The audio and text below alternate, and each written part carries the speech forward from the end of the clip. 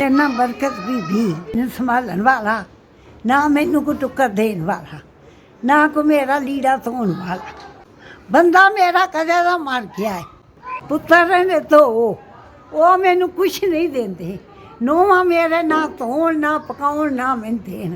पिंड दे विचों मैं खांदी फिरनी आ मंग के। वेख ला आ वेख ला टुक्कर मेरा किसे मैनू देता है। मैनू पुत्र संभालदे ही नहीं, ना नूहां ना संभालदे ने। इत्थों टुरिया नहीं जांदा, लत्तां दी बीमारी है मैथों। आसरा मेरा कोई नहीं, खुदा दसवा बहुत दुखी हाँ मैं। बोलिया जाता है ना, मेथों काम ही हुंदा है कुछ।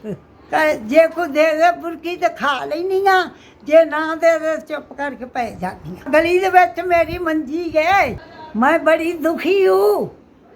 मैनू कोई नहीं वरन देता, ना को मैनू टुक्कर देवे ना को मेरा लीड़ा धोवे।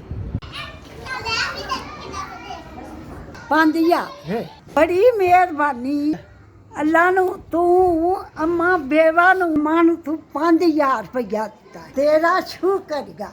5000 रुपया मिल गया मैनू, मिल गया पुत्र चोखा दे गया।